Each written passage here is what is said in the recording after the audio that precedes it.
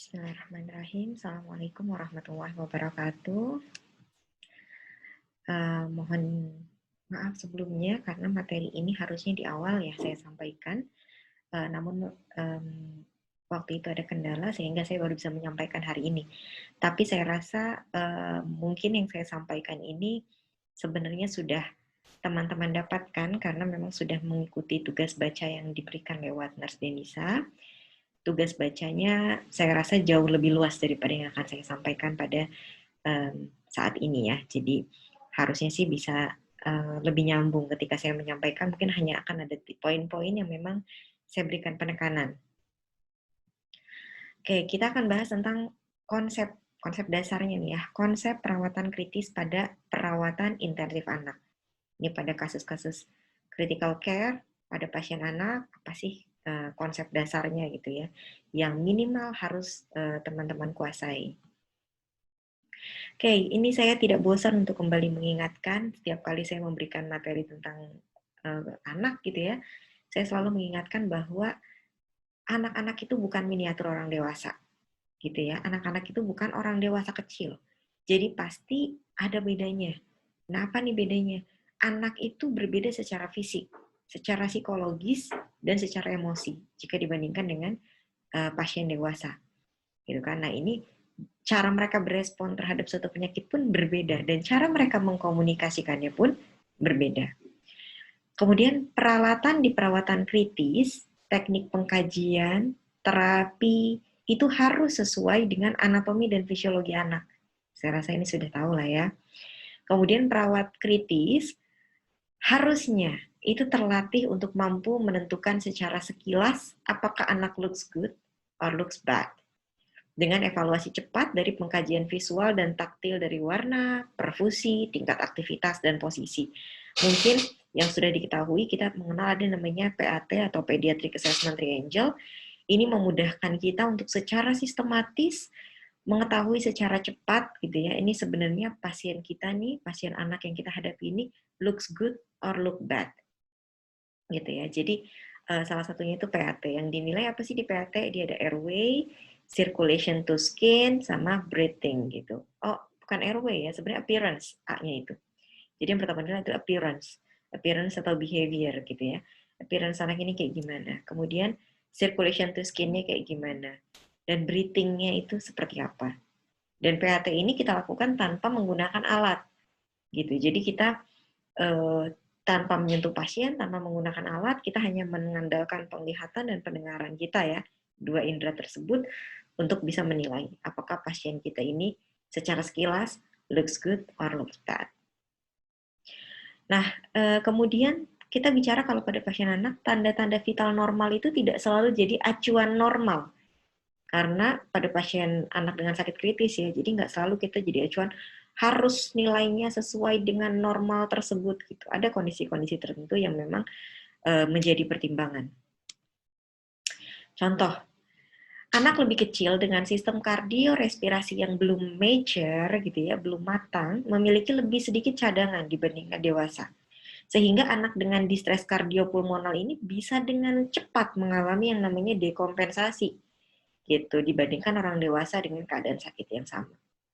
Kemudian kecepatan metabolik. Nah, ini kecepatan metabolik anak itu lebih cepat jika dibandingkan dewasa. Sehingga apa? Sehingga anak ini membutuhkan curah jantung yang lebih tinggi. Kemudian pertukaran gas yang lebih besar, ya, dan asupan cairan dan kalori yang lebih tinggi dalam kilogram berat badan ya. Jangan dibandingin totalnya, jelas pasti lebih banyak dewasa. Tapi kalau kita hitung berdasarkan kilogram berat badannya, itu kebutuhan kalori anak lebih tinggi jika dibandingkan dengan pasien dewasa. Nah, seorang perawat PICU ini juga jadi harus mampu untuk memodifikasi kemampuan pengkajian, teknik-teknik intervensinya, supaya bisa lebih sesuai nih dengan pasien anak. Makanya memang lebih mudah kalau tadinya mungkin dia sudah hatam untuk kritis dewasa gitu ya, baru nanti ambil kritis anak gitu. Nah itu mulai diasah untuk mana-mana yang memang perlu pendekatan, perlu modifikasi yang sesuai dengan kondisi anak. Aspek psikososial anak dalam perawatan kritis. Nah, aspek psikososial ini tidak bisa kita abaikan gitu ya. Jadi di sini yang pertama, perkembangan emosi dan kognitif tidak sama dengan dewasa. Kan karena belum matang gitu ya. Maka akan mempengaruhi respon anak terhadap penyakitnya, tadi seperti yang saya sampaikan. Kemudian kemampuan komunikasinya juga belum baik gitu, belum baik perkembangannya. Sehingga apa? Perawat harus mengantisipasi kebutuhan dan perhatian anak serta harus sensitif terhadap komunikasi nonverbal anak gitu. Jadi kalau pasiennya misalkan nih kita pasangin NGT untuk dekompresi gitu ya. Terus kemudian kalau pasien dewasa nih kita lupa misalkan tutup aja tuh sama kita padahal tujuan untuk dekompresi. Habis kita buang cairannya, kita klem, kita lupa kita buka lagi. Pasien dewasa mungkin akan bilang, "Aduh begah nih, perut saya kok begah ya, malah sih jadi mual ya." Sehingga kita aware bahwa oh iya ternyata kita lupa kalau udah belum kita buka lagi nih si NGT untuk dekompresinya. Tapi kalau pasien anak, seringkali mereka tidak mampu mengkomunikasikan. Nah, sehingga kita perlu lebih aware, kita perlu lebih sensitif gitu untuk bisa tahu sebenarnya what's wrong with the kids gitu ya. Jadi ada apa nih sebenarnya nih anak ini gitu. Kemudian keluarga. Nah, keluarga ini adalah bagian yang sangat penting. Merupakan sistem pendukung anak sehingga penting kita untuk mengkaji dinamika keluarga dan juga membangun komunikasi yang efektif dengan keluarga. Gitu ya. Jadi bukan mitos kalau kita bilang misalkan kayak ibunya cemas luar biasa, anaknya tuh jadi cenderung cranky gitu ya, bisa gitu. Jadi bagaimana kita bisa membuat si ibu keluarganya ini juga bisa tenang gitu ya, sehingga apa? Ya sehingga tadi anaknya pun bisa tenang gitu. Oke. Kemudian penting bagi perawat untuk menyediakan dukungan dari seluruh anggota keluarga. Nah, tadi karena cemas keluarga akan terkomunikasikan kepada anak dengan cepat. Nah, kemudian apa? Anak dan orang tua atau pengasuh utama harus diperlakukan sebagai satu unit dan orang tua diizinkan menemani anak sesering mungkin. Gitu. Jadi, jangan anggap mereka sebagai dua entitas yang berbeda gitu. Jadi kita benar-benar sepaket nih anaknya dan orang tuanya. Karena tadi kan kita tahu apa yang tidak enak dirasakan orang tua akan terkomunikasikan kepada anak. Dan lagi ketika kita melakukan pengkajian, kita bisa aja menilai, matanya cekung gitu. Padahal pas kita konfirm ke ibunya, oh enggak nurse, emang dia kayak bapaknya, matanya memang begitu kok. Waktu sebelum sakit juga kayak begitu. Nah ini kan beda gitu kan, makanya ini penting sekali kita membangun kerjasama yang baik gitu ya, komunikasi yang baik dengan orang tua pasien. Makanya harusnya PICU itu tidak memiliki jam berkunjung yang dibatasi gitu ya. Jadi harusnya waktu kunjungannya bebas gitu.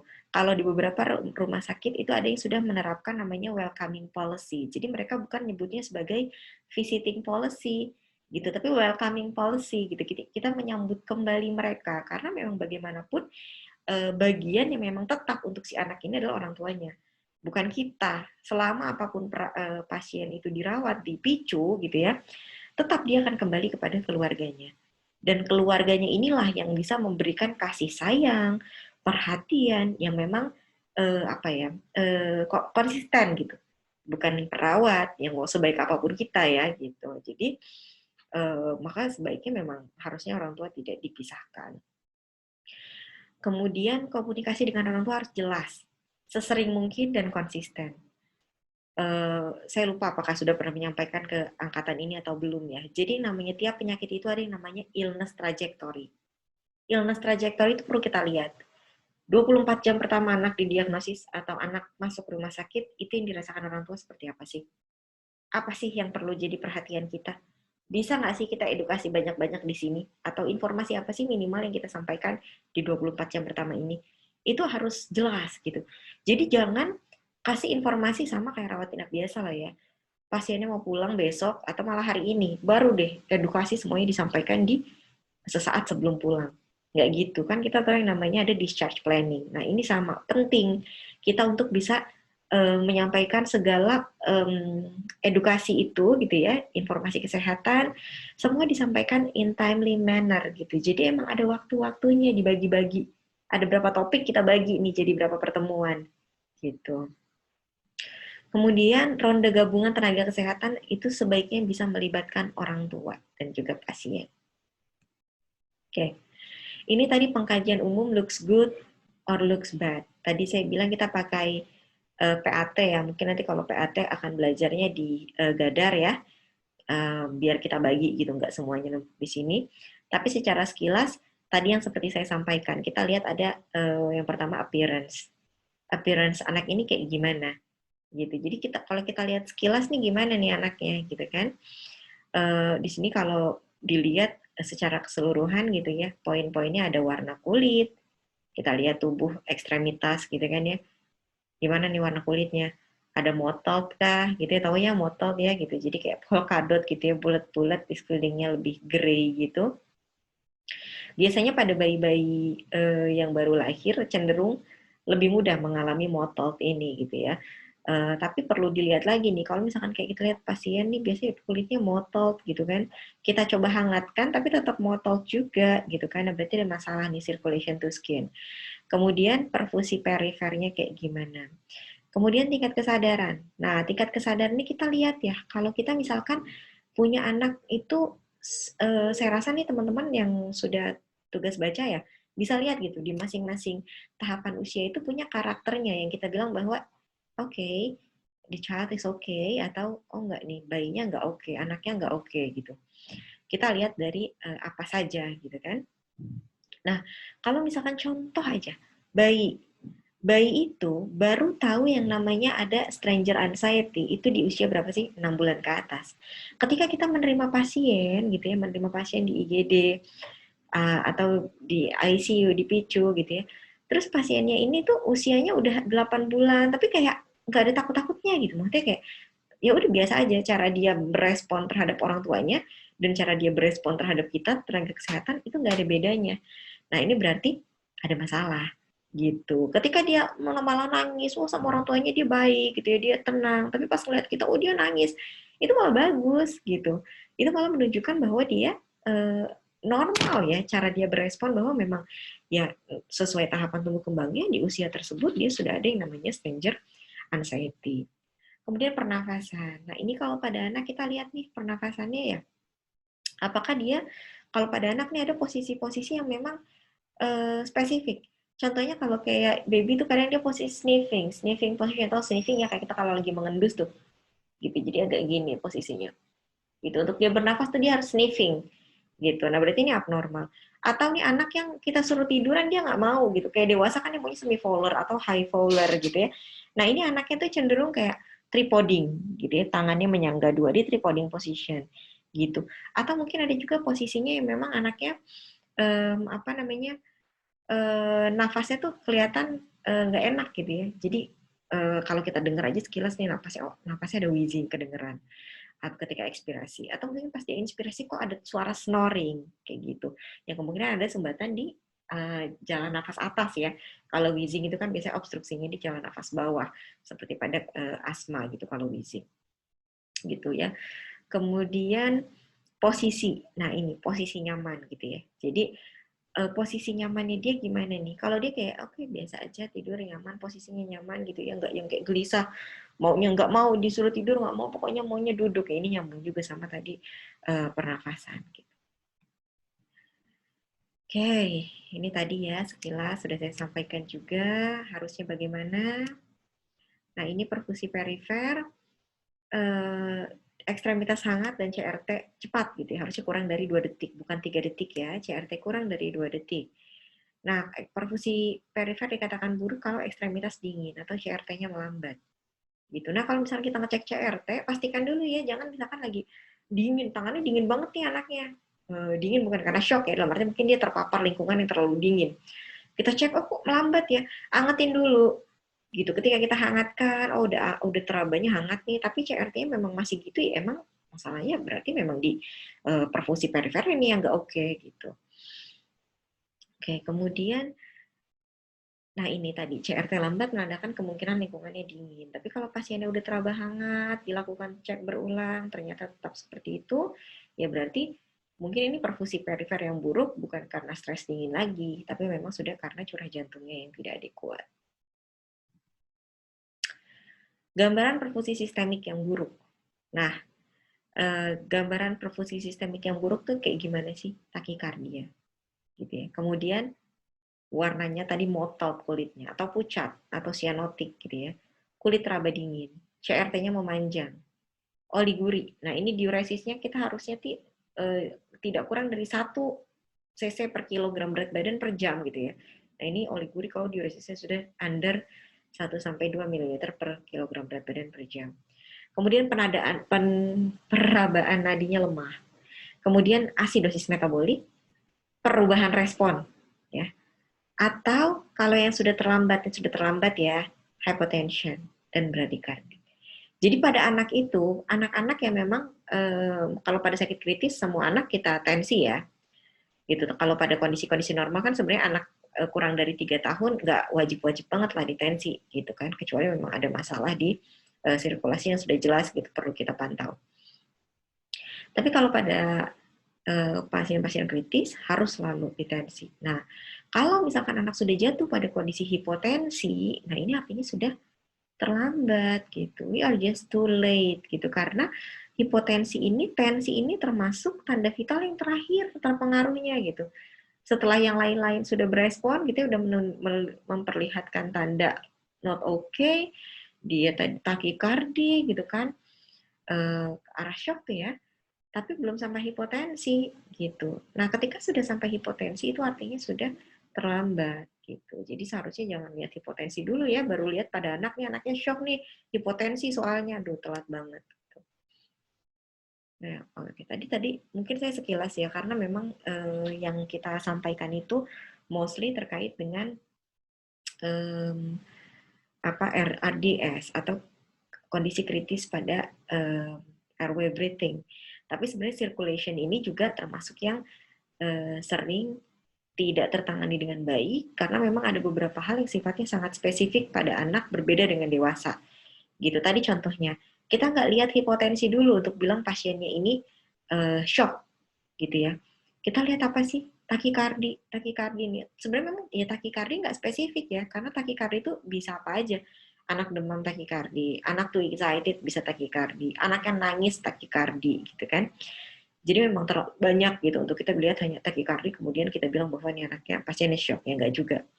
Selain takikardi apalagi sih yang kita lihat ya, kan kualitasnya juga beda ya. Ketika dia takikardi kemudian kita perabaan juga, oh ini denyut nadinya nih lemah gitu ya, cepat tapi cepat tapi terabanya tuh shallow gitu, apa sih, jelas nggak jelas gitu kerabanya tuh, atau justru malah bonding gitu ya, jadi malah denyutnya itu sampai berlebihan gitu ya, bonding gitu. Saya susah cari padanan bahasa Indonesianya ya. Oke, kemudian apa? Kita lihat lagi sirkulasi. Jadi kita lihat nih secara keseluruhan, kan nggak cuma kita lihat sih takikardinya aja, tapi kita lihat lagi dari tanda-tanda yang lainnya, gitu. Misalkan apa tadi, CRT gitu ya, CRT-nya memanjang. Kemudian kalau yang sering lupa gitu ya pada anak itu kadang apa? Produksi urin. Produksi urin ini sebenarnya kita mau tahu apa sih? Perfusi ke ginjal ya. Jadi itu menggambarkan perfusi ke ginjal. Perfusi ke ginjalnya oke nggak nih? Gitu kan? Karena sebenarnya ketika dia tadinya udah yang perfusi perifer dikorbankan gitu kan ya. Kemudian dia akan perfusi ginjal akan dia korbankan gitu. Sebelum akhirnya tadi dia jatuh pada kondisi yang lebih buruk gitu. Nah, perfusi ke ginjal ini dikorbankan buktinya apa? Dari produksi urin. Nah, kadang-kadang kita suka nggak aware nih. Misalkan kayak timbang terima pasien dari IGD diantar ke PICU gitu ya. Mau langsung di perawatan PICU atau PIMCU. PIMCU tahu ya, Pediatric Intermediate Care Unit gitu ya, kayak HCU-nya dewasa lah. Gitu kalau HCU dewasa, kalau ini anak gitu ya, namanya PIMCU. Nah, kalau dia misalkan di PIMCU gitu ya atau di PICU, kemudian kita nggak aware nih terakhir kali kalau dia udah pasang kateter, terakhir kali dibuang kapan, ya kan? Kemudian kalau dia masih pakai diapers, terakhir kali diganti diapersnya kapan? Penting untuk segera mengganti, mulai dari nol lagi dikosongkan untuk kita benar-benar bisa memastikan bahwa yang kita pantau ini dari jam berapa sampai jam berapa, kayak gitu. Jadi untuk tahu sebenarnya ini diuresisnya gimana nih, gitu. Masih di atas 1 cc per kilogram berat badan per jam kah? Atau sudah di bawah itu? Gitu. Nah, ini juga penting gitu ya. Jadi untuk dilakukan pengkajian, salah satu yang perlu dikaji pada kondisi-kondisi shock gitu ya, masalah sirkulasi, itu yang sering terlupa kadang masalah dari mengukur diuresis gitu, untuk tahu perfusi ke ginjal, apakah sudah mulai menurun gitu ya, atau masih baik saja. Oke, oh ya balik lagi ya. Tadi terkait juga dengan, kenapa saya bilang tadi sering telat, kan ini terkait juga dengan tata laksananya. Kalau kita punya pasien nih dari IGD ke PICU atau ke PIMCU, karena mungkin dia contohnya adalah, kalau pada anak ya, kita sering ngalamin pasien-pasien DSS, dengue shock syndrome. Jadi memang pasiennya ini biasanya shock berulang gitu ya, karena memang biasanya ini pasiennya shock. Kalau di anak tuh kita pakainya berapa sih acuannya untuk resusitasi cairan gitu. Nah, kalau resusitasi cairan pada anak, itu hitungannya adalah 20 cc per kilogram berat badan diberikan secepat mungkin, gitu ya. 15 menit gitu lah ya. Itu 20 cc per kilogram berat badan yang kita kasih, kristaloid. Pertama ya, gitu. Nah, kalau misalkan masih berulang lagi, bisa kita shock lagi, pasti kita bisa ulang lagi kristaloid lagi, 20 cc per kilogram berat badan. Tapi kalau masih lagi, maka mungkin perlu dipertimbangkan untuk mengganti ke koloid, gitu ya. Karena kan memang kristaloid ini bertahannya nggak lama di dalam pembuluh darah, gitu ya. Beda dengan koloid, gitu. Jadi kalau kita nerima pasien dari IGD sebelumnya shock, gitu ya, kemudian dibawa ke, ini pasca shock nih, udah kita resusitasi, udah oke ya, kayak gitu. Terus kita bawa ke PICU atau PIMCU untuk pemantauan lanjutan. Nah, ketika pemantauan lanjutan itu kita harus benar-benar aware bahwa sangat mungkin pasien kita mengalami yang namanya shock berulang. Kayak gitu kan. Nah, shock berulang ini mungkin sekali terjadi 12 jam pasca dari shock yang sebelumnya. Gitu biasanya. Atau mungkin tadi masuk kristaloid gitu. Ketika kristaloidnya sudah mulai bocor lagi gitu ya pada DSS, keluar lagi ke ruang ketiga gitu kan. Nah, ini ya apa namanya? Hilang lagi cairan dalam pembuluh darahnya, bisa shock lagi, kayak gitu. Ya, jadi jangan lupa itu 20 cc per kilogram berat badan. Jadi bisa diulang 2 kali, yang ketiga kalinya bisa pertimbangkan untuk koloid, tidak kristaloid lagi. Nah, bagaimana dengan pasien-pasien yang gizi buruk? Ketemu nih pasien gitu kan, pasiennya dengan gizi buruk, kita mau resusitasi cairan nih, tidak direkomendasikan ya untuk bisa langsung digelondongin masuk cairan itu gitu kan. Tapi biasanya kita pertimbangkan, kita kayak challenge itu gimana sih, kita challenge kayak kasih 10 cc per kilogram berat badan. Jadi kita kasihnya tuh 10 cc per kilogram berat badan dulu, kasih 10 cc per kilogram berat badan, evaluasi, lihat respon pasiennya, kayak gitu. Jadi jangan langsung diberikan 20 cc per kilogram berat badan ya. Pada kasus-kasus khusus pasien-pasien misalkan salah satunya ya tadi kalau masalah gagal jantung, kita tahu nih pasiennya ada gagal jantung, atau memang pasiennya ini pasien-pasien tadi gizi buruk gitu ya. Nah, tingkat kesadaran ini kita lihat perfusi sistemik sama fungsi neurologis. Bayi sehat ini harusnya ada kontak mata, orientasi wajah, dan dia menggerakkan ekstremitasnya secara spontan gitu ya. Susah dipasang infusnya karena anaknya gerak-gerak, itu artinya bagus gitu ya. Karena masih gerak-gerak ketimbang dia sudah lunglai aja, pasrah gitu ya. Ini artinya anaknya udah nggak oke. Kemudian bayi kalau stres itu ke pertama fleksi, ekstremitas itu akan difleksikan sama dia gitu ya. Dan ada facial grimace, meringis gitu kelihatan mukanya. Nah, kalau bayi dengan sakit kritis ini biasanya nggak ada kontak mata. Kemudian lebih irritable, dikit-dikit nangis gitu, gampang banget nangis gitu ya. Kemudian nangisnya itu high pitch gitu ya, tinggi melengking gitu, atau malah lemah, kayak merintih aja. Kalau perburukan, ekstremitasnya langsung flaccid, yang tadinya kan dia ketika dia merasakan sakit kritis, sakit gitu ya, dia akan fleksi. Tapi kalau dia udah flaccid gitu ya, udah pasrah gitu, lemes, dan udah nggak responsif. Nah, ini perburukan. Kalau toddler sehat, dia ini akan cenderung protes kalau dipisahin dari orang tuanya. Dan pastinya dia juga tadi stranger anxiety, takut sama orang asing. Kalau toddler sakit, ekstremitasnya irritable dan hanya merasa nyaman dengan orang tua aja. Gitu, dengan negativismenya anak toddler tuh ya. Nah, kalau perburukan dia letargi, tidak responsif. Kalau prasekolah gimana? Anak prasekolah sehat, ini perlu diperhatikan ya, ini perlu sekali teman-teman tahu. Prasekolah sehat tidak mudah percaya atau takut dengan nakes. ingin tahu tentang alat-alat dan tugas nakes yang dilihat gitu ya, kepo, penasaran gitu ya, dapat menjelaskan lokasi nyeri dan menggambarkannya.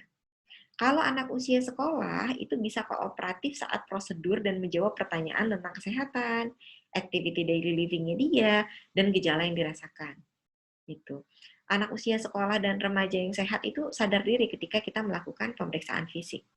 Kemudian saat sakit kritis, mereka akan tampak lebih irritable dan jadi nggak kooperatif. Gitu. Dan kalau perburukan sama letargi dan tidak responsif. Intinya secara umum anak akan bereaksi terhadap stimulus nyeri. Jika terjadi penurunan respon nyeri, nah ini artinya abnormal dan biasanya menunjukkan perburukan serius dari kardiorespirasi dan neurologi. Gitu ya.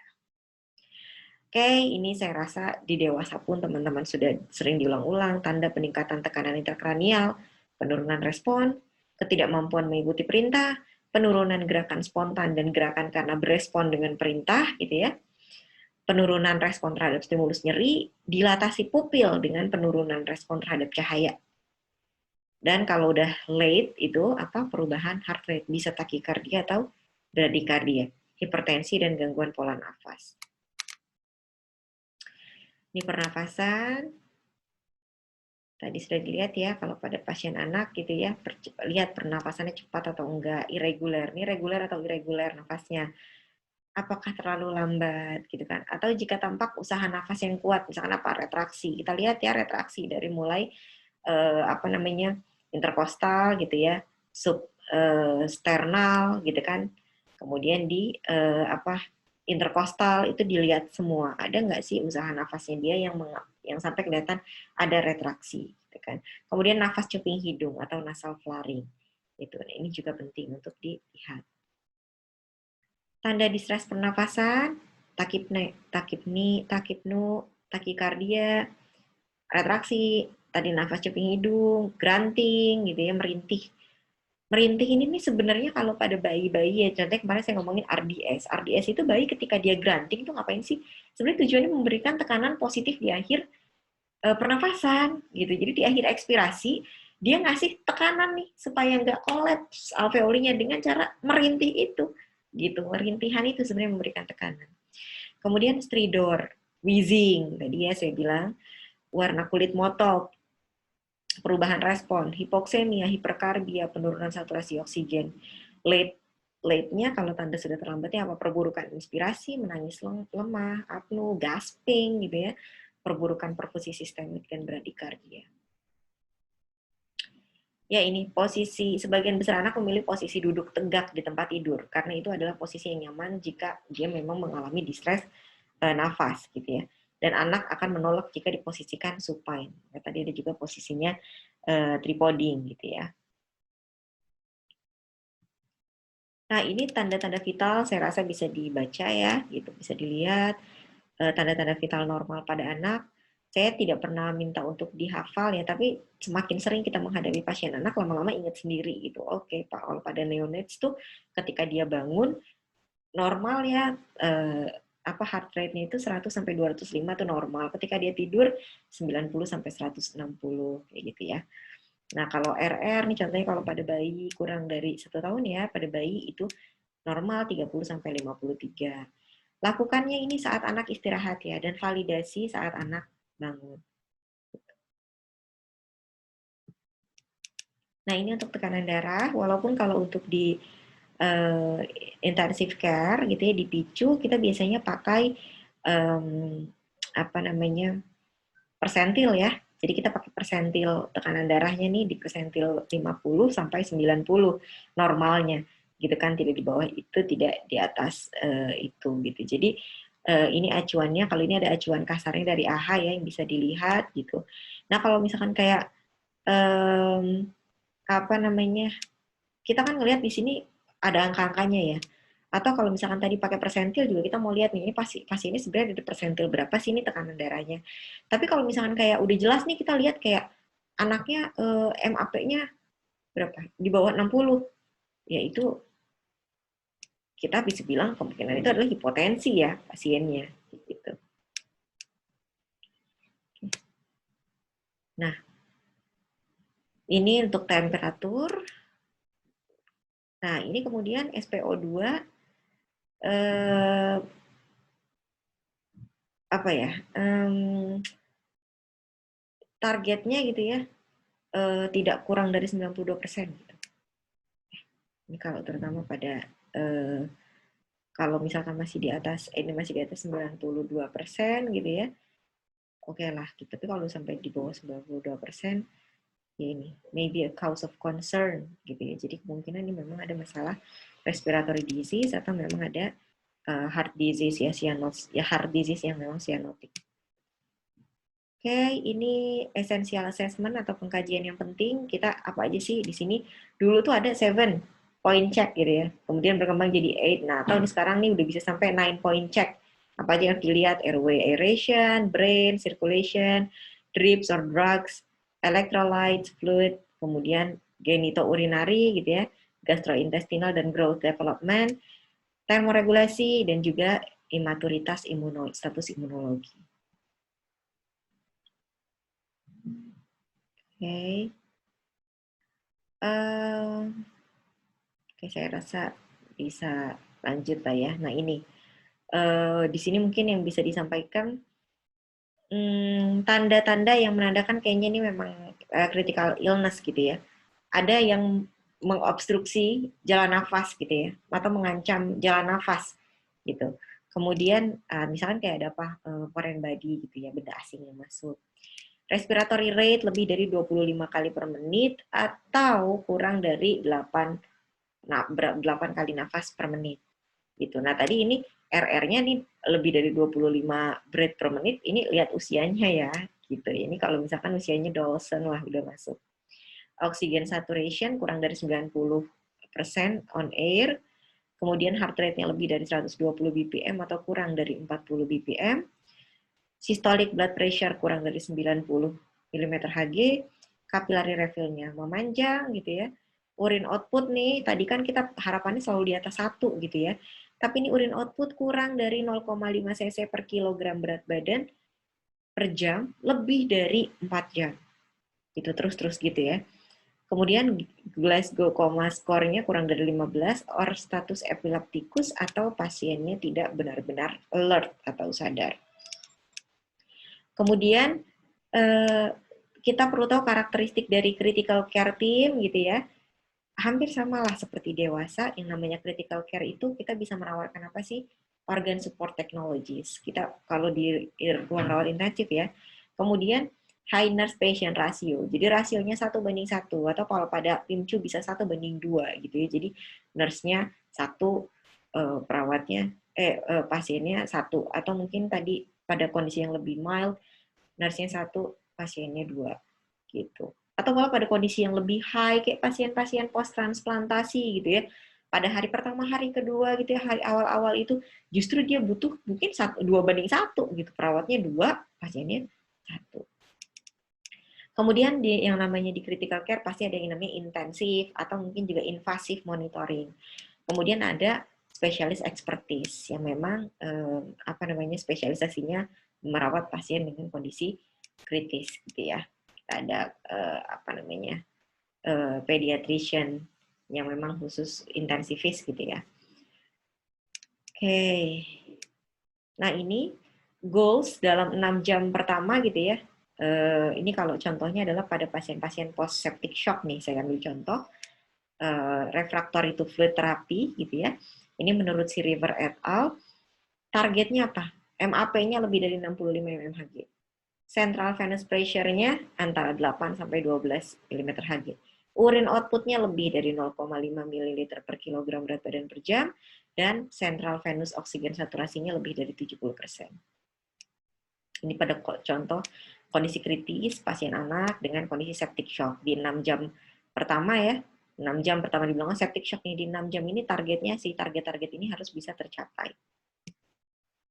Oke, terus karakteristik umum lagi nih termoregulasi. Nah, proses kehilangan panas ini bisa melalui evaporasi, konduksi, konveksi, dan radiasi. Apalagi pada bayi-bayi ya, ini mudah sekali untuk kehilangan panasnya karena memang termoregulasi mereka belum efektif. Kemudian, nah termoregulasi ini saya juga sudah jelaskan di penjelasan tentang RDS waktu itu ya, bagaimana pada bayi itu mereka belum punya yang namanya shivering mechanism. Kalau kita dewasa kehilangan untuk menghasilkan panas, itu kita akan melakukan yang namanya shivering, menggigil.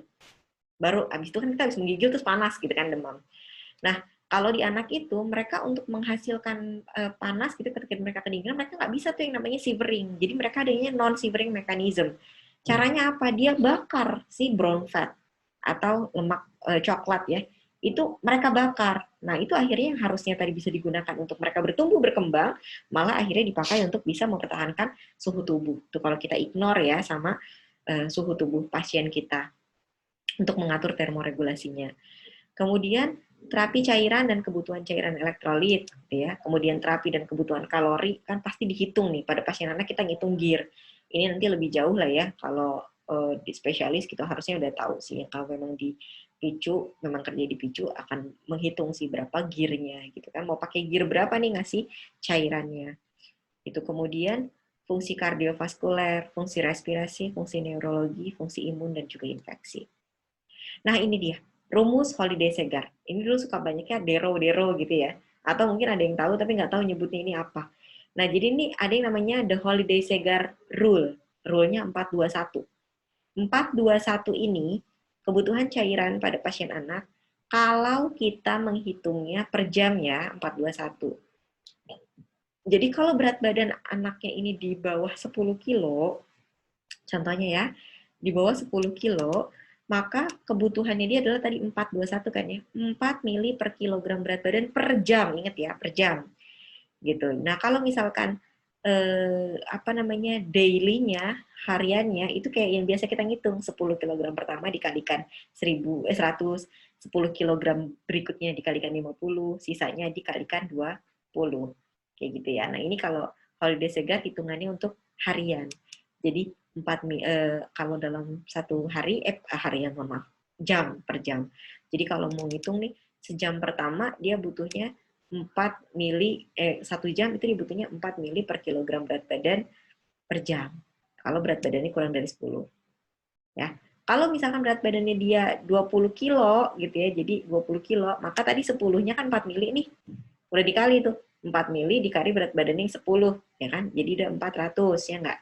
400 ditambah sisanya 10 kilo lagi. 10 kilonya dikali berapa? Dikalikan 2. Jadinya 10 kali 2, 20. Ya, jadi tadi 420 cc dalam 1 jam. Gitu. Nah, ini di sini kita lihat ya, ini contohnya nih. Contohnya nih, anak berat badannya 5 kilo gitu ya. Berat badannya 5 kilo. Maintenance-nya berarti berapa nih maintenance-nya? Ya udah 4 dikalikan 5. 4 dikalikan 5 berarti 20 mili liter per jam. Gitu. Kan tadi 4 pakai angkanya 4 ya karena 5 kilo. Ini kan di bawah 10 kilo. Jadi langsung 4 kali 5, 20 mili per jam. Jadi saya salah ngitung ya, mohon maaf. Yang ini aja kita ikutin. Kemudian kalau daily rate-nya berarti ya tinggal 20 dikali 24 jam. Ini hitungannya nggak beda jauh kok. Sama kalau kita ngitung 5 kilo, pakai ngitung yang 5 kali 100. Tadi kalau 24 jamnya kan 500, ini 480. Beda tipis. Nah, kalau anak beratnya 15 kilo, contohnya tadi, yang 4-nya nih dikali 10 kilo yang pertama, 40 mili. Tadi 40 mili ya, saya hitungnya 400. 40 mili ditambah sisanya tadi dari 15 kilo ini, sisanya kan dari 10, sisa 5 ya. Berarti 5, 5-nya dikalikan 2, 10. Jadi 40 tambah 10 jadi 50 cc per jam. Gitu ya. Oke, ini kebutuhan daily requirement untuk elektrolit ya pada anak. Nah, ini normal maintenance kalori. Ini juga hitungannya nice to know gitu ya. Nanti ini kolaborasi. Nah, kalau pada anak ini yang perlu tahu. Kadang kita suka suka dengan angka apa ya? Angka sakti gitu. Kalau ngasih oksigen pokoknya dimulai dengan 2 liter per menit. Oh, 2 liter per menit, 2 liter per menit. Itu kebiasaan di dewasa ya, gitu. Amannya di awal 2 liter per menit. Pada anak, kalau contohnya dia usia kurang dari 1 tahun, 2 liter per menit itu tuh gede loh, gitu. Ya, jadi kebutuhan oksigen pada pasien anak dikatakan tinggi kalau apa? Kalau dia usianya kurang dari 1 tahun, itu udah 2 liter per menit. Itu artinya udah tinggi loh kebutuhan oksigennya. Kalau usia 1-5 tahun, udah sampai 4 liter per menit, itu udah tinggi. 5-10 tahun, 6 liter per menit. Lebih dari 10 tahun, udah kayak dewasa lah ya. Lebih dari 8 liter per menit. Oke, aspek perawatan fisik dan fisiologis, dukungan teknologi kesehatan, berarti kan pada perawat ruang rawat intensif, ya sama ya, dewasa ataupun anak, harus melek teknologi kesehatan yang digunakan pada alat-alat canggih yang digunakan untuk bisa membantu pasien survive. Kayak misalkan ventilator, atau pakai CRRT gitu ya, dan lain sebagainya. Staf kritikal yang terlatih dan sesuai rasio. Jadi harus mampu berpikir kritis. Jadi perawat yang memang bekerja di ruang rawat intensif ini harus punya namanya sense of emergency-nya tuh harus ada, gitu ya. Dan harus sesuai rasio. Sense of emergency-nya ada, tapi misalkan perawat banding pasiennya 1:4 gitu, 1:5, susah gitu kan. Kemudian monitoring intensif dan invasif, expertise spesialis pada perawatan kritikal tadi sudah saya sampaikan juga. Oke.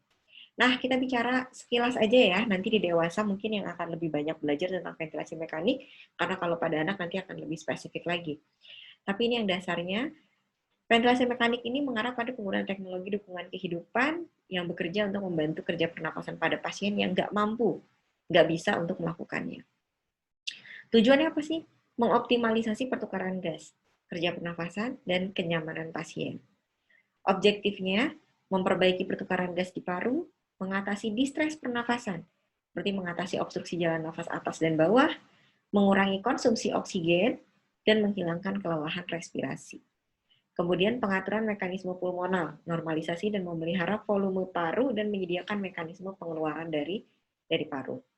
Menyediakan perlindungan jalan nafas, kemudian menyediakan dukungan umum kardiopulmoner. Indikasinya apa sih? Bisa karena gagal nafas, apnu, henti napas gitu ya, ventilasi tidak adekuat, oksigenasi tidak adekuat, atau insufisiensi kronis respirasi. Kemudian insufisiensi kardiak, misalkan shock gitu ya, eliminasi kerja pernapasan dan penurunan konsumsi oksigen. Jadi pada kondisi-kondisi shock tadi insufisiensi kardiak, kita melakukan pemberian ventilasi mekanik ini tujuannya apa? Untuk mengeliminasi kerja pernafasan dia gitu, penurunan konsumsi oksigen biar agak diturunin nih konsumsi oksigennya. Karena kan kita tahu yang namanya shock itu udah ada yang namanya imbalance antara demand-nya gitu ya sama yang tersedia gitu. Jadi memang sebisa mungkin kita dengan meningkatkan oksigenasinya, meningkatkan oksigen dalam tubuhnya, atau ya tadi kita turunkan konsumsi oksigennya, dihemat-hemat gitu ya. Gimana caranya supaya tidak semakin memperburuk kondisi shocknya. Disfungsi neurologis, contohnya hiperventilasi sentral, apnu yang sering, GCS kurang dari 8, ketidakmampuan melindungi jalan nafas. Maka ini jadi indikasi untuk pemasangan ventilasi mekanik or mechanical ventilation. Oke, minimal karena ini yang agak sedikit berbeda gitu ya. Intubasi. Ketika pasien anak akan diintubasi dan kita nih perawat kan dekat sekali dengan persiapan alatnya ya, karena kita akan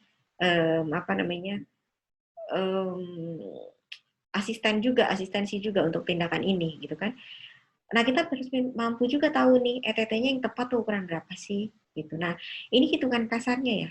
Sebagian besar pada pasien anak kita memang pakainya uncuff, apalagi pada bayi ya. Pada bayi neonates gitu, itu kita pakainya pasti yang uncuff, tidak yang cuff. Karena kita tahu bahwa yang namanya secara anatomi jalan nafas anak itu bentuknya seperti kerucut, bukan seperti dewasa yang bentuknya seperti tabung, lurus gitu ya. Kalau anak tuh enggak. Jadi semakin tua semakin mengecil. Jadi kayak si cuff-nya ini nggak bisa lagi gitu, karena di sini juga udah mengecil gitu. Yang ada nanti malah menekan gitu kan, malah jadi makin edema di sini. Nah, cara ngitungnya gimana? Tadi uncuff. Kalau dia uncuff, maka kita pakai hitungannya adalah usia dibagi 4 ditambah 4. Nah, itu untuk milih ukurannya ya. Ini kalau uncuff ya, tapi kalau ternyata nih dokternya dengan kondisi-kondisi tertentu mintanya nih pasiennya dipasangnya cuff. Kalau dipasangnya cuff lebih kecil setengah. Jadi harusnya ini ditambah 3,5. Nah, jadi kalau dia pakainya uncuff, contohnya pasiennya umurnya 8 tahun let's say. Anaknya umur 8 tahun, berarti ukuran ETT-nya 8 dibagi 4, 2 ya. 2 ditambah 4, 6. Berarti kita bisa menyiapkan 3 ukuran ETT di atas dan di bawahnya. Jadi tadi 6 ya hitungannya. Berarti kita siapkan ETT nomor 5,5, 6, dan 6,5. Gitu ya. Nah, bagaimana dengan estimasi kedalaman? Tetap ini kan kedalaman ini perlu nanti di ronsen ya untuk dipastikan posisi dalamnya udah pas atau belum. Tapi untuk kita melakukan estimasi aja dulu ketika masukin. Kita biasanya ngitungnya apa? Usia dibagi 2 ditambah 12. Kalau masukin lewat oro ya. Tapi kalau masukin lewat naso, maka itu sama usia dibagi 2 ditambah 15. Nah, ini pemasangan setting awal ya. Setting awal pemasangan ventilasi mekanik. Bisa dilihat ya di sini contohnya kemarin kita ngomongin RDS yang nama zaman dulunya itu HMD ya. Nah, ini di sini PIP-nya kalau dilihat pada bayi-bayi prematur 18 bisa sampai 22 loh, melebihi neonat yang tidak prematur. 22 ini diberikan tinggi pada kondisi RDS. Gitu ya. Nah, kalau neonat 18 sampai 20. Nah, ini kalau pada infan, pada bayi atau pada anak gitu ya, 16 sampai 18. Kalau dicurigai atau anaknya memang ada peningkatan intrakranial, tekanan intrakranial. Nah, 18 sampai 25 kalau memang ada compliance-nya menurun. Nah, ini bisa dinaikin sampai 18 sampai 25. Kalau remaja, adolescents gitu ya, 18 sampai 25. Tapi pada kondisi ARDS sama kayak dewasa ya. Pada kondisi ARDS ini bisa diberikan sampai dengan 35. Gitu. Selebihnya bisa dibaca ya, ini terkait dengan pemilihan mode, rate-nya bisa dilihat ya. Semakin besar anaknya, setting rate-nya semakin sedikit gitu. Nah, ini setting rate-nya. Jadi nanti rate-nya banyak banget ya, kan emang normalnya anak nafasnya, frekuensi nafasnya lebih tinggi dibandingkan pada dewasa. Jangan lupa itu ya. Nah, nanti juga ketika mengukur inspirasi time-nya jangan lupa gitu ya. Inspirasi time-nya jangan lupa nanti ngitungnya ketika RR-nya banyak gitu kan. Nah, jadi kan otomatis inspiration time-nya ini jadi memanjang kalau ini nafasnya jadi semakin sedikit ya. Jadi bisa lebih panjang inspiration time-nya, inspiratory time-nya. Oke. Karena saya bisa dibaca. Oke, ini juga bisa dibaca ya. Keluarga dan anggota keluarga dipicu. Dilihat stresor orang tua, respon terhadap stresnya bagaimana, buat strategi memberi dukungan kepada orang tua, dan berikan dukungan untuk coping yang adaptif bagi orang tua. Kemudian tantangannya apa sih?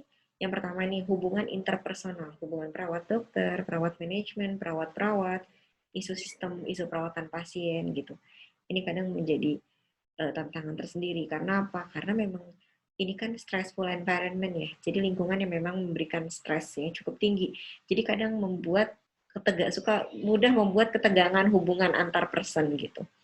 Kemudian ya perlu ada strategi untuk coping yang adaptif gitu. Menghadapi situasi yang memang tidak mudah, penuh dengan tekanan, stressful pastinya, apalagi ada yang memang khas pada anak gitu ya.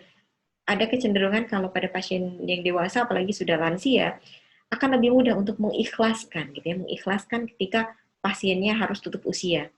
Tapi ketika pada anak itu kayak sesuatu yang sulit gitu karena mereka masih kecil gitu kan, harusnya masih bisa penyembuhan dan apa segala macam gitu, masih berharap anak ini bisa survive dan menjalani hidupnya, sehingga memang jadi lebih lebih high, lebih tinggi pressure-nya gitu, tekanannya. Karena kayaknya nggak boleh banget deh kalau bisa, kayaknya why-nya banyak gitu, tanda tanyanya ketika pasien anak ini meninggal gitu ya. Oke. Ya. Ini yang saya sampaikan terkait dengan konsep. Sebentar saya memastikan lagi adakah yang perlu saya sampaikan. Oke, tadi kita bicara soal ini ya, ventilasi mekanik ya. Itu kita bicara juga soal tidal volume. Minimal kita tahu ya, ini yang dasar-dasarnya aja yang tadi harus tahu. Contohnya kayak tidal volume. Tidal volume itu kan normal 8 sampai 10 gitu. Tapi kalau kita setting itu biasanya kita bahkan kalau di anak tuh 4 sampai 6 aja kita mainnya settingnya di situ. Jadi ya harusnya settingnya di situ ya. Jadi tidal volume targetnya tidak lebih rendah dari 4 cc atau 4 ml per kilogram, tidak lebih dari 8 cc per kilogram gitu, 8 mili per kilogram. Jadi kalau misalkan kayak dia berat badannya berapa ya, kita contohnya, ini pakainya berat badan ideal ya, yang perlu diingat pada kalau terkait dengan apa namanya pernafasan, kita bicaranya itu pakai berat badan ideal karena kita sebenarnya ngeliatnya dari tinggi badan. Jadi kalau berat badan ideal gitu berdasarkan tinggi badannya dia. Karena memang yang kita lihat kan ketika dia bernafas bagaimana paru ini bisa, makanya katanya kalau kayak saya nih ya dengan semampai gini ya yang tingginya di bawah rata-rata, itu mungkin tidal volume saya itu lebih rendah dibandingkan orang yang memang tingginya 170 kayak gitu. Walaupun berat badan saya mungkin lebih dibandingkan sama yang tadi 170 itu. Nah, jadi nanti contohnya kalau pada anak nih selain kita bisa menggunakan PDA tape atau sejenisnya untuk alat bantu yang diukur panjang badannya, oh dari panjang badan segini dia berat badan idealnya berapa gitu. Nah, selain itu kalau hitungan kasar nih kepada anak minimal banget ya kalau kita butuh hitungan kasar banget. Kalau anak itu kan hitungan kasarnya kita pakai 2 kali usia ditambah 8. Jadi kalau misalkan kayak anaknya usia 5 tahun, berarti 5 dikali 2, 10 ditambah 8, 18. Berarti 18 kilo gitu. Jadi acuannya itu ya. Jadi tadi tidal volume-nya itu targetnya sih harusnya di antara tadi kalau kita pakai acuan yang 5 sampai 8 atau 4 sampai 8 gitu ya. Tapi ya kalau kita setting harusnya tidal volume-nya tidak lebih dari 4 ml per kilogram berat badan. Kemudian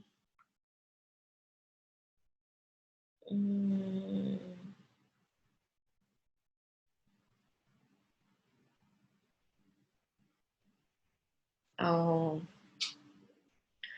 mungkin sama tadi saya juga bahas tentang shock pada anak ya. Kita bahas tentang shock pada anak. Yang mungkin tadi terkait dengan tata laksananya gitu ya, tata laksana pada pasien anak nih, kalau untuk shock tadi kan saya jelasin ya bagaimana berbedanya terkait dengan hitungan cairannya gitu. Kalau pada anak kita pakai hitungan 20 cc per kilogram berat badan, bisa diulang gitu kan ya. Nah itu juga perlu di apa ya dikuasai lah gitu, dikuasai. Kemudian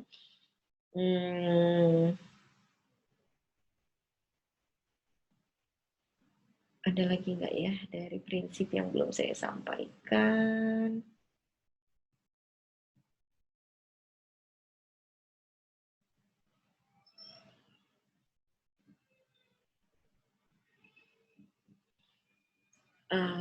PAT tadi saya jelaskan, oh mungkin dari PAT kali ya. PAT itu terkait dengan Pediatric Assessment Triangle yang kadang suka dilupakan terkait dengan prinsip intensif itu adalah ketika pasiennya di PAT kita menilai, oh masalah ini pasiennya adalah di apa namanya circulation, masalahnya di circulation. Kemudian ini kesalahan common banget ya. Jadi kalau kita bicara gini, pasiennya shock, masalahnya di sirkulasi, pasiennya shock. Langkah apa yang pertama kali Anda lakukan? Pasti kepikirannya pertama adalah pasang infus gitu kan. Kita diberikan cairan 20 cc per kilogram berat badan per jam. Ya nggak salah sih gitu, tapi kadang suka lupa. Kan kalau memberikan cairan itu butuh waktu, kita pasang akses dan segala macam. Di waktu yang bersamaan, harusnya jangan lupa segera berikan oksigen. Nah, itu yang sering kali terlupa. Karena kalau kita bicara shock gitu ya, ingat shock itu apa? Ketidakseimbangan antara supply and demand dari oksigen di dalam tubuh gitu ya. Jadi apa namanya harusnya itu bisa berbarengan, segera kita tahu nih pasiennya shock langsung ambil pasang oksigen sambil kita pasang akses. Jangan penasaran mau pasang akses gitu ya, tusuk-tusuk belum berhasil gitu ya, pasien shock kadang lebih susah gitu kan, anaknya gemuk, udah shock, udah decompensated lagi shocknya gitu kan, susah banget dapetinnya. Oksigen nggak dikasih gitu ya, akses vena juga belum dapet gitu. Jadi harusnya itu bisa dilakukan secara simultan. Nah itu juga jadi salah satu yang saya rasa perlu lah ya teman-teman tahu, walaupun nanti maksudnya secara kasar karena mungkin sekali bertemu dengan pasien-pasien seperti ini, misalkan kayak di IGD gitu ya. Gitu sih. Ya, sekian yang bisa saya sampaikan. Mudah-mudahan tadi memperkaya atau mungkin hanya merefresh kembali tugas baca yang sudah teman-teman lakukan. Kenapa saya tadi harus menambahkan terkait dengan shock gitu ya, karena memang masalah circulation ini penting juga pada anak karena memang lumayan cukup banyak perbedaannya dengan penanganan pada dewasa, dan saya rasa ini cukup apa namanya ya, khas gitu. Jadi perlu dipaparkan gitu. Terima kasih. Mohon maaf jika ada yang kurang berkenan. Assalamualaikum warahmatullahi wabarakatuh. Selamat siang.